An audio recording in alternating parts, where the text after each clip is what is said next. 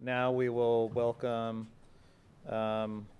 Elissa Frankle, a DC-based senior user experience researcher at Ad Hoc LLC, to give her talk, which is titled "All Roads Lead to the Bathroom." So enjoy.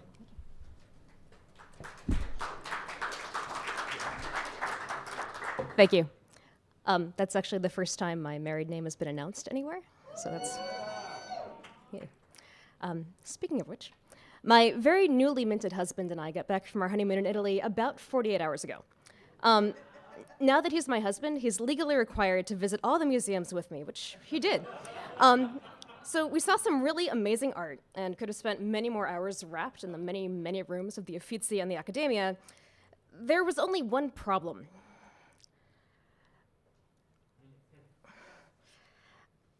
I had to pee. And when we went looking in the place where the bathroom should have been, we encountered this sign, the saddest sign: no WC, no bathroom. And there was no bathroom to be found for 3 more floors. Which leads me to the subject of my talk today. Over the next 20 minutes, we're going to talk about why museums and other public spaces must focus on the basics: bathrooms, clear signage, straightforward naming conventions, in order to create better digital experiences in those spaces. For the UXers and web developers among you, this is probably going to be pretty familiar. It's largely the reapplication of information architecture into its original context, physical architecture, and really focusing on humans the way that we do online back in physical space. Before I went and worked for Ad Hoc over the summer, I spent 9 years working as a museum educator and experience specialist. And in that role, I had a motto that guided everything that I did for those 9 years. And that was that you cannot fail a museum. In school, students can fail tests, but in a museum, visitors should never be made to feel that they're not adequately prepared to be there. This means that we meet our visitors where they are. Whatever knowledge they have coming in is enough, and we should make them comfortable learning from any starting point. This creed went beyond the realm of content knowledge for me. Visitors come in not just with brains, but also with bodies. They come in with anxieties as to whether they're going to be welcome in those spaces. They come in with feet that are tired. 5 other museums they're trying to hit that day. We are just one on a much longer journey throughout the space. Too often, museums put up barriers to their visitors being successful. In a way, we struggle with similar problems to what we would find on the web. We neglect the practice of user-centered design when it comes to building spaces, and wind up designing for what the staff wants instead. We design wayfinding packages that look beautiful, but that don't make sense to a first-time visitor. We tell visitors who only have an hour to see our spaces that it takes at least 2 hours to see a special exhibition. We insist on esoteric rules about what not to do.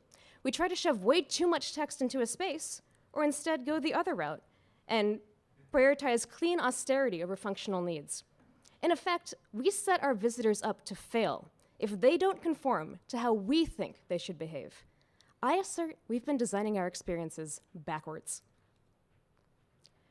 As a user experience researcher, when I start out a research session, I tell my participant, we're not testing you. We're not testing your ability to get this right. If you can't find something, that's not your fault. That's on us. I want to hear where you're getting frustrated so we can make this site better. User experience design aims to prioritize the needs of the audience over what the institution thinks the audience might need. Our approach to physical spaces is generally the opposite. Wayfinding and maps are often designed to meet staff desires, not visitor needs. For instance, at the museum where I used to work, there was a running joke that the most common question at the information desk was, "Where's the bathroom?" because there are so few signs directing people to it. Well, last fall, I spent about 2 weeks listening to questions at the information desk, and it turns out that 57% of the questions that visitors were asking were about finding the bathrooms, or finding the exit, or finding the exhibition, or finding the cafe. That's not a joke. That's a problem. And it's a problem that we have to solve. So how do we do this? Well, as an educator with a background in some educational psychology, my first thought was to go back to our old buddy Maslow. In 1943, psychologist Abraham Maslow laid out a hierarchy of human behavioral needs and motivations, starting with the most basic of physical needs, shelter, food, water, safety, before advancing to higher order needs like relationships, curiosity, and self-actualization. In Maslow's hierarchy, the needs on the lower levels must be met first, before it is possible to fulfill higher level needs. and remaining anxieties about lower order needs left unfulfilled will impede the subject's ability to attain those higher levels. These foundational needs are largely biological in nature. Those needs that ensure security for a functioning body provide the support system for an unimpeded mind to perceive, learn, create, love, and self-actualize. I posit that we can build a parallel hierarchy within a single experience, where we need to take care of those physical needs as well first, before we can expect people to go to a higher level of cognition. Think about sitting through a lecture with a full bladder, you might be now, or grocery shopping while hungry. Those things that your brain is supposed to do, paying attention to the lecture, buying what's on your grocery list, are being hijacked by your body's needs. In this full person theory, I don't know what happened to that. That was more accessible before, but we're going to read it. In this full person theory, we respect that people don't stop having physical needs just because your content is cool. We also have to start at the bottom, taking care of bodies so that we can take care of minds. I apologize, something has happened to a lot of the large text on here, so I'm going to try to read it out as much as possible. With that in mind, and with apologies to Dr. Maslow, I present Frankle's hierarchy of visitor needs. It's probably a little hard to read in the back, and it's about to be even harder on the next slide, as it turns out. So I'm going to talk you through it.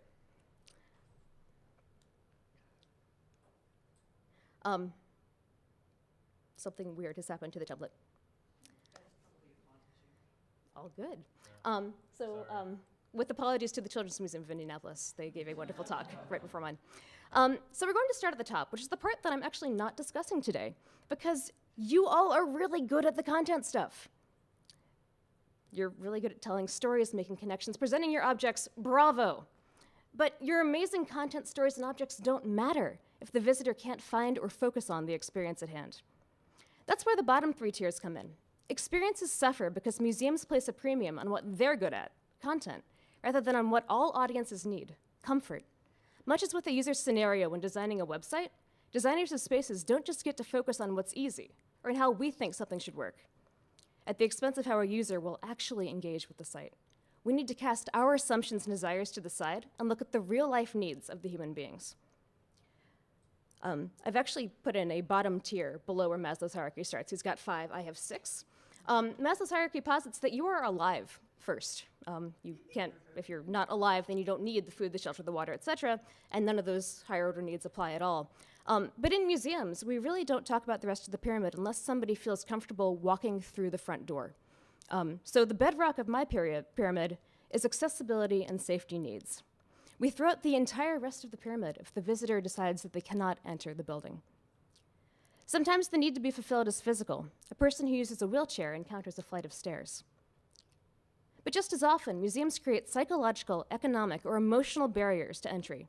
In free choice learning environments, people need to want to enter the building, and barriers tamp down that desire. These barriers range from lines that are too long, to tickets that are too expensive, to hours that don't cater to people who work 9-to-5 jobs. Some museums have started experimenting with ways to open the doors to more visitors, long hours one night a week, or free days once a month. These questions, however, go beyond being able to walk to the front door and include whether a potential visitor feels that they are welcome to walk through.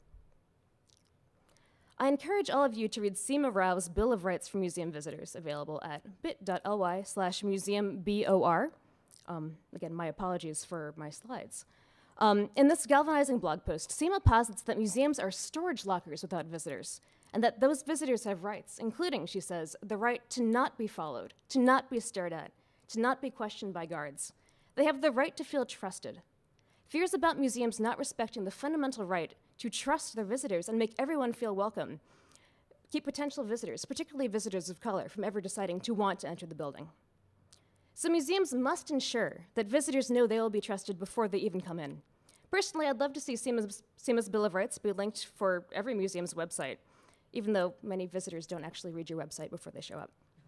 And to borrow from the Empathetic Museums Project, your institutional body language, the way that you interface with your surrounding community, the way that you talk about your museum, is so important for showing the way that you will be welcoming everyone in. The keynote this morning really spoke very much to this idea of being able to see yourself in the museum. And in the conversation afterwards, the speakers talked about the photos that we put up on our websites. And yes, even if you do have the one token person of color, it still says, hey, we're not an all-white institution. You are welcome to be here.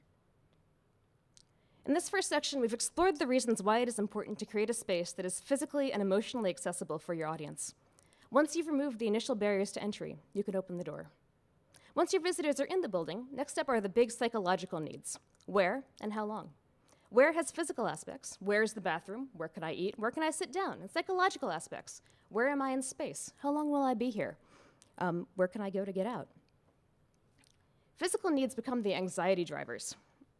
These are what cause a person to seek resolution. A cafe for a rumbling stomach, a bathroom for a full bladder, a seat to rest sore feet. While the search continues, it will always take up room in the brain and become part of the drumbeat that drowns that attention to content. In our scenario from the beginning of the talk, not being able to find the bathroom led to several anxieties, aside from the obvious. Where could I find a bathroom? Was there a bathroom? How long would it take me to get there? Once we found it, would I be able to get back to the art we've been seeing? Could I even get back into the exhibitions at all on our way back? Some of these concerns could have been resolved with better cues about locations. Even if the bathroom was going to be far away, having at least a few signs to tell me that I might be on the right track would have helped a lot. So let's go back to our core tenet. You cannot fail a museum. This means making sure our visitors don't feel guilty about their pre-existing needs or knowledge, and that we are willing to embrace them as they are, where they are. It's okay to be human. We have to say it. It's not just implicit in our behavior. We have to come out and actually say it with what we do. It's okay to be human. It's okay that you're hungry. Here's how to get to the cafe. It's okay that you can't focus on art for 3 hours without a break. Here's a bench to sit down and catch up with your family. We know that you're going to have to leave at some point because you don't live here much as we wish you could. Here's a clear sign to a way out. If we don't provide ready solutions to physiological anxieties, we place the needs of the institution above the needs of our audience and say that our content is more important than their bodies. Good wayfinding, on the other hand, says that we do care about making our visitors feel confident and at peace navigating our spaces. These things allow us to empower our visitors to make their own decisions about how they spend their time. Understanding that our visitors are brains and bodies means understanding that they will need to go to places that are not our place at some point. This cuts 2 ways. First, when we build experiences, just as we want to scaffold content on different levels of depth, we should also provide equally valid experiences that take more or less time to enjoy fully. Let's go back to Seema Rao's Bill of Rights. She says, they have the right to spend hours or to look at one thing and leave. Seema notes that museums are so many things to so many people. A place to relax, to learn, to walk when it's cold outside, to go for a drink, to meet a date, to avoid a date. Museums often build content for their ideal museum visitor, someone who wants to explore deeply and spend hours listening to every stop on your audio tour. But museums are so many things to so many people. So when we allow our visitors to have enough information to make decisions about how they spend their time, it means that we accept everything that visitors are and everything that museums are to those visitors. The National Museum of American History, for instance, now displays the ruby slippers, one of their most visited artifacts, in a 2-sided display. On one side, visitors who want to just say that they've been there and seen them can do a drive-by visit, walk by, see them, move on. On the other, there's more information about film in 1939 for visitors who have the time and interest to stay longer and learn more. By saying visitors don't have to spend a certain amount of time in a space, we respect the fundamental rule of not make them feel guilty about being human. Second, in long-form experiences, we should seek to provide benchmarks as to where visitors are in the flow. We might provide cues that indicate where visitors are in a narrative and how much further they have left before the end. We might envision lines on the floor that chart paths of various lengths and densities of content. This way, instead of spending a lot of time at the beginning of a space, realizing what time it is and running scattershot through the end, visitors can instead be prepared for spending time where they want to spend their time. By the way, we are 41 slides in out of 62 and about 13 minutes in. When I was at the Holocaust Museum, we changed the way that we presented our exhibitions on our website. Rather than just saying, it takes 90 minutes to 2 hours to go through the permanent exhibition, we provided average amounts of time to go through our other exhibitions, as well as suggested itineraries, people who have 30 minutes, 90 minutes, or several hours allotted to their visit. We resolve physical anxieties by providing opportunities to take care of fundamental human needs. So we found the restroom, had a snack, and know which exhibits we're going to see and how to get between them. The next level, and the last one that we'll cover in depth, sets expectations about the space and the presentation of concepts. This expectation setting should be done up front through establishing design concepts early on, giving clear introductory materials, and shying away from in-house jargon in favor of easily and universally understood descriptors. Calling something the exhibition does nothing to help your visitors with this grounding if there's no indication of what is being exhibited. When applying this clear naming principle to our spaces, we can actually employ user testing best practices from online user experience design. You can get out there on the floor and ask visitors what name best fits the content presented there. Title testing is fairly standard procedure for temporary or special exhibitions, but I think we rarely do it in permanent spaces where we feel like we already know the content pretty well. Referring to a gallery only by the name we call it internally, or by the name of the donor that gave money for it, might work for staff comfort, but does not translate for visitors who are visiting for the first time. Also, try to standardize the color schemes and other cues that you use to tell visitors about levels of content and navigating among ideas, the same way that we set up a consistent self-explanatory menu across web pages. Often in museums, different exhibitions have completely different design cues, so you have to learn a new design system every time you go into a different room. The more clarity and consistency you provide, the less your visitors will need to reorient themselves between spaces. I spend a lot of time looking at airport design. We just flew through Heathrow on our way back on Monday. And one of the things that I appreciated was not just that of the flight connections to get us back to the States were in purple, but that they showed us a video before we even got off the plane, saying you will need to look for the purple signs that you can get back to Heathrow, which meant that as soon as I got off the plane, tired, jet-lagged, looking for my luggage, I knew exactly where to go and what to look for. I want to return here to the idea of emotional safety from the start of the talk. Museums in the United States have been dominated by white, upper-middle-class staff, narratives, and audiences, meaning that people of color and working-class people have not seen themselves represented there.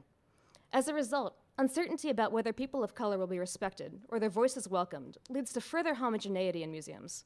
Not only are they not given a reason to enter, museums have given them no assurances that they will be welcomed. As Adrienne Russell said this morning, when people know you're not in a safe space, it takes a long time to get that trust back. Museums must commit to doing the work that will allow people of color to feel safe in these spaces. It will not happen overnight, but all institutions can start today committing to change their hiring practices and reach out and listen to communities that don't typically come to the museum. Then they have to fulfill the contract of that listening and act on what they're hearing and begin the slow, vital work of dismantling institutional oppression. Two great resources to help begin this work are the Museums Respond to Ferguson initiative and the Visitors of Color project, both of which share ideas and strategies from museum workers and visitors of color to build anti-oppressive spaces. Also, pay your interns. The final aspect of basic psychological needs for comfort is letting your visitors know they're not going to get in trouble for exploring. Usually, this means setting the ground rules of what you're not allowed to do in the building. Don't touch. Don't poke the priceless Raphaels. Don't malign the pigeons, and don't sit on the original Vasily chairs. But I think we can do a better job of setting the stage for those higher levels, all that learning and experiencing and content stuff that we're good at, by also sharing what is possible. This is one of my favorite signs ever from the Lyon Museum of Fine Arts. And it's one that actually changed how I write pre-visit content and how I've written for UX now. What makes the sign stand out to me is that, yes, it tells you what you can't do. You can't eat, drink, smoke, run, or shout. But it also tells you what is possible in the museum. You can reflect, laugh, be repulsed, imagine, discuss, and breathe. This way, rather than thinking of museums as places of no, they begin to become places of yes, places where many things are possible, and places where people are allowed to be themselves. I've fire-hosed a lot of content at you all in the last 20 minutes, so I put together a cheat sheet of 3 things that you can do for each of these levels in any space to make sure that you're building on a strong foundation. So for each of these levels, you're going to get 3 tasks: something to listen for, a place to look, and something you can provide. So how do we help people feel comfortable walking through the door? Step 1, as you heard this morning, is just to listen. Go into communities where people aren't coming to your museum, or read those 1-star TripAdvisor reviews that Ryan Dodge talked to us about last night that start out, I wanted to go, but there's plenty of information in your social media comments too. What are the concerns of people who don't set foot in your building, and how can you change your practices to make sure they know they will be welcomed? Step 2, look at how you hire. This is a long game. Staff turnover takes a long time. But if you're committed to inclusion, start planning now to have the team you want in 5 years. This probably means having a sit-down with HR that involves you asking why a lot. Step 3, a low-lift commitment is to provide more information about accessibility and comfort on your website. Unbury your accessibility information and think about one thing you could share to help a new visitor feel better prepared for their first time there. And while you're there, throw in a link to the Bill of Rights for museum visitors. 3 steps for helping your visitors know where to go and how to get there. 1 is to listen to the questions they're already asking. This will guide you to where you need to go to improve your wayfinding. Step 2 is to look for ways to streamline and augment information about what visitors need for physical comfort. Extra benches never hurt. And 3 is to provide cues to help visitors plan their time. This might be a quick highlights guide, an express lane, or an overhauled ticketing system to meet new needs. Finally, empower your visitors to do what they came to do. Listen to how they talk about your spaces to guide how you might rename different rooms to make their contents clearer. Look for opportunities to unify design cues among areas and keep your visitors from having to rediscover how to navigate content in each new room. Think outside the no and provide opportunities for yes. What is possible to do in your spaces? Final point. I know not all of you have the pleasure of working with in-museum visitors or physical museum spaces at all, but all of you still work really closely with human beings, and you all build and design for them. So if you can bring your knowledge of humans from the digital realm to your conversations with your colleagues who work in physical spaces, you can truly be a hero. Because who among us hasn't at one point wished for a wayfinding Avenger? What if that were you? Help the analog world to make better spaces, and they will in turn be stronger homes for the digital, content-driven experiences you create. Help us save the world one bladder at a time. Finally, big thanks to the two people who workshopped this talk with me over the last year, Jason Alderman and Laura Leigh Brown, and to C. Morale for being the best ally in this work. And thank you.